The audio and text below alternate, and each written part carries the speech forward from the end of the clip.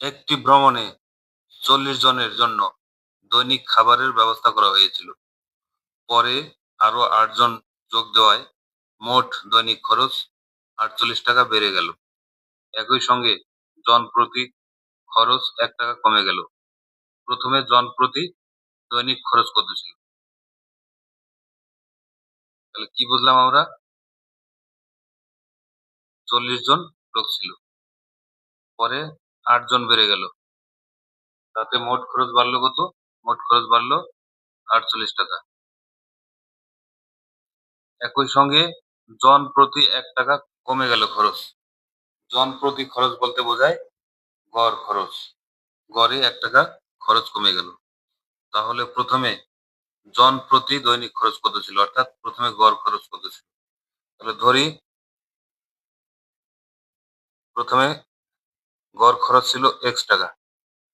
তাহলে লোক ছিল কয়জন? ৪০ জন।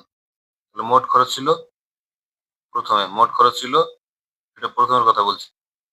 মোট খরচ ছিল ৪০ জন আর গড় ধরলাম ১ জন। তাহলে ৪০ টাকা ছিল মোট খরচ প্রথমে। পরে কি হলো? মোট খরচ ৳৪৮ বেড়ে গেল। তাহলে মোট খরচ পরে কত হবে? ৪০ টাকা ছিল প্রথমে মোট খরচ। তাহলে এর সঙ্গে ৪৮ যোগ হবে। ৳৪৮ যোগ করলে কি হলো? এটা হলো পরবর্তী মোট খরচ।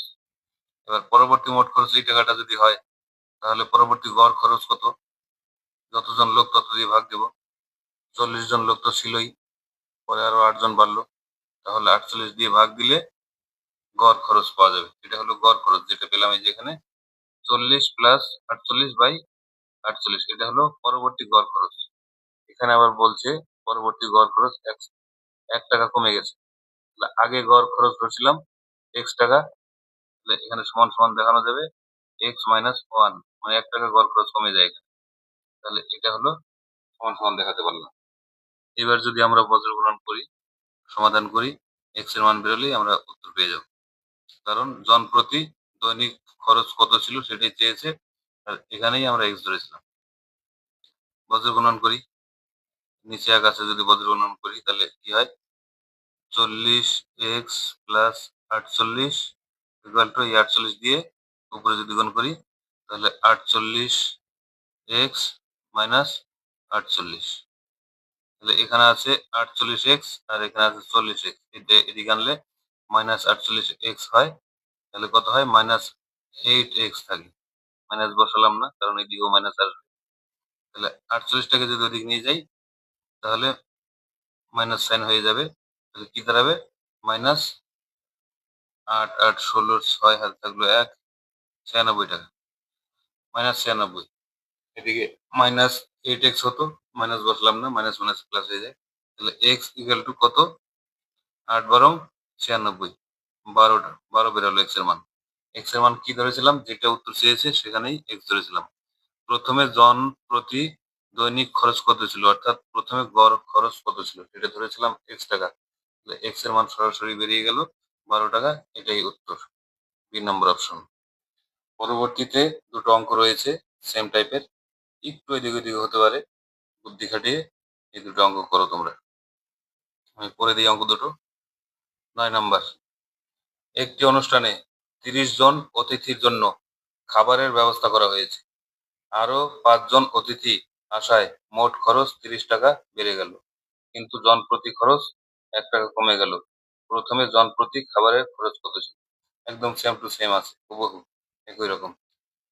পরবর্তী অঙ্কটাও পড়ে দিচ্ছি। ১০ নাম্বার,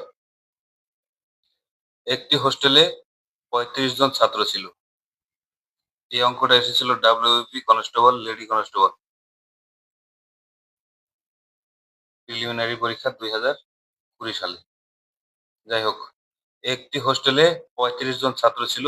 যদি ছাত্রের সংখ্যা আরো ৭ জন বৃদ্ধি পায় তবে হোস্টেলের মেসের খরচ জনপ্রতি ৳৪২ বেড়ে যায়। কিন্তু মাথাপিছু খরচের গড় ৳১ করে কমে যায়। তাহলে প্রথমে প্রতিদিনের খরচ কত ছিল? একটু ভুল করলাম এখানে। জনপ্রতি বলছিলাম এখানে ভুল করে। এখানে মেসের খরচ, মোট খরচ, এটা মোট খরচ 42 টাকা বেড়ে যায়। এটা যেহেতু প্রিভিয়াস ইয়ার্স এক্সামের কোশ্চেন, তাই কোশ্চেনের মানটা ভালো আছে, তোমরা চেষ্টা করো।